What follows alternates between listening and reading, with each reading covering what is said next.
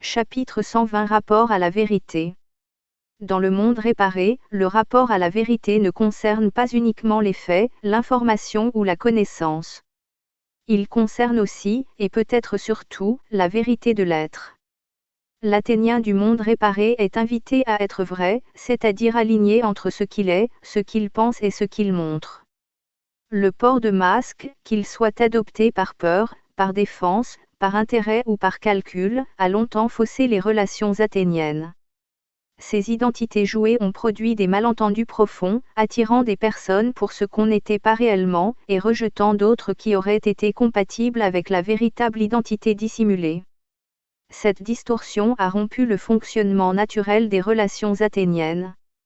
Le magnétisme spontané, fondé sur l'authenticité, s'est trouvé altéré par des identités artificielles, empêchant les bonnes associations de se former et favorisant des liens fragiles, intéressés ou conflictuels.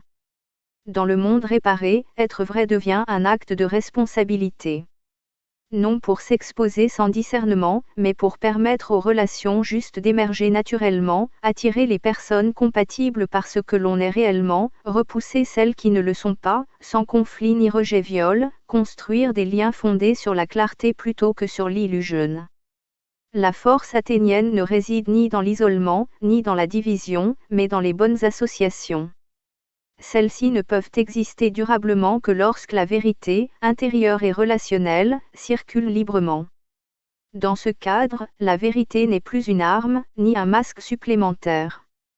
Elle devient un point d'équilibre, permettant à chacun de trouver sa place sans se trahir, et au collectif de se structurer sans artifice. Le rapport au pouvoir doit être abordé comme une responsabilité, jamais comme un pouvoir de domination. Dans le monde réparé, le pouvoir n'est plus considéré comme un privilège, un statut ou une récompense personnelle. Il est reconnu pour ce qu'il est réellement, une responsabilité temporaire, confiée à un individu ou à un groupe pour servir l'intérêt commun. Toute concentration de pouvoir comporte un risque naturel de dérive.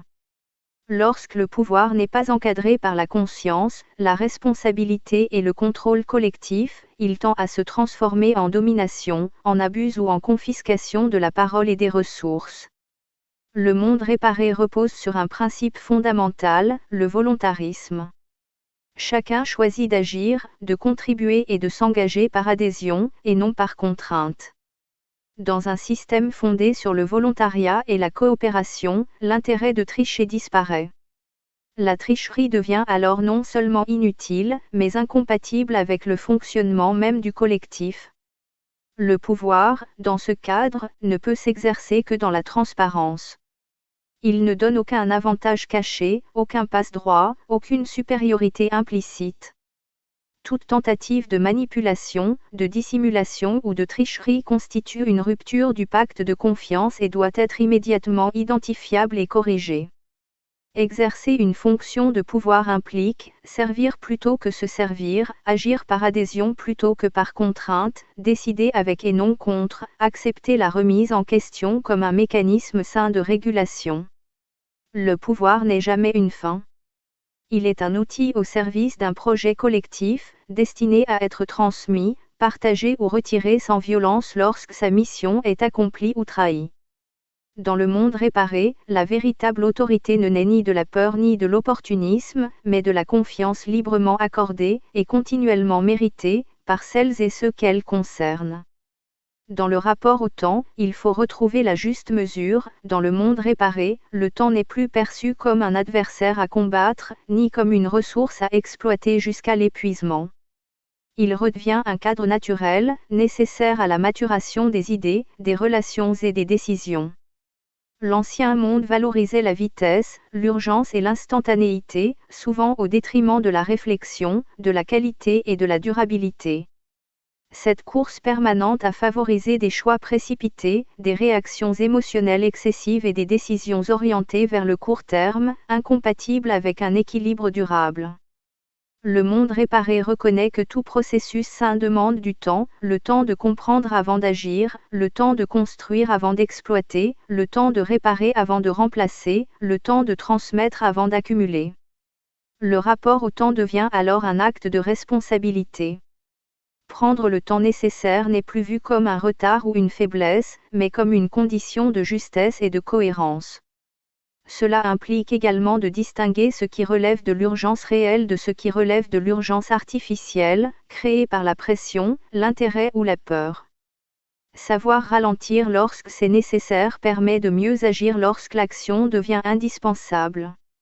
Dans le monde réparé, le temps n'est ni gaspillé ni comprimé. Il est respecté comme un allié, au service de décisions plus justes, de relations plus stables et d'un avenir pensé sur le long terme. Le rapport au temps doit être un choix conscient dans le champ des possibles, chaque instant présent se situe à la croisée de multiples trajectoires possibles. L'athénium évolue en permanence au sein d'un champ des possibles, où chaque décision prise ouvre certains chemins et en ferme d'autres.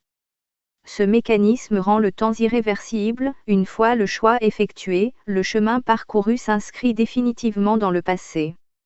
Cette réalité confère au présent une responsabilité particulière. Agir dans la précipitation, sous la pression ou par intérêt immédiat, revient à engager l'avenir sans en mesurer les conséquences. À l'inverse, prendre le temps d'observer les possibilités accessibles permet de choisir avec davantage de justesse et de cohérence. Le monde réparé intègre également une responsabilité intergénérationnelle. Les décisions prises aujourd'hui façonnant les conditions de vie de celles et ceux qui viendront après. Le temps ne s'arrête pas à une existence individuelle, il traverse les générations. Ainsi, le rapport au temps implique de penser au-delà du court terme, de transmettre plutôt que de consommer, de construire des choix réversibles lorsque cela est possible, et d'assumer pleinement l'irréversibilité de ceux qui ne le sont pas. Dans le monde réparé, respecter le temps, c'est reconnaître que chaque génération n'est que dépositaire temporaire du monde. Elle a le devoir de le transmettre dans un état qui permette aux suivantes de choisir, à leur tour, leur propre avenir. En matière de consommation, l'autosuffisance doit devenir une attitude de référence. Dans le monde réparé, la consommation n'est plus un acte réflexe ni un moteur identitaire. Elle devient une conséquence mesurée des besoins réels, et non une réponse aux désirs artificiellement entretenus. L'autosuffisance n'est pas l'isolement ni le rejet des échanges. Elle est avant tout un comportement intérieur, la capacité de réduire volontairement sa dépendance à des systèmes fragiles, instables ou manipulatoires. Être autosuffisant, c'est savoir produire une part de ce dont on a besoin, savoir réparer avant de remplacer, savoir se passer de ce qui n'est pas essentiel, et reconnaître le moment où l'aide, l'échange ou la mutualisation sont pertinents. Ce comportement redonne à l'Athénien une maîtrise sur sa consommation.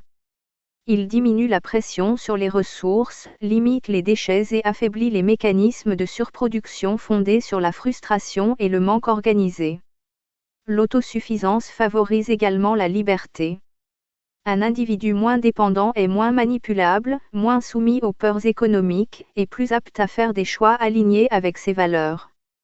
Dans le monde réparé, l'objectif n'est pas que chacun produise tout seul, mais que chacun puisse, en cas de nécessité, subvenir à l'essentiel. Cette capacité crée un équilibre sain entre autonomie individuelle et solidarité collective. La consommation retrouve ainsi son rôle juste, servir la vie, et non la diriger.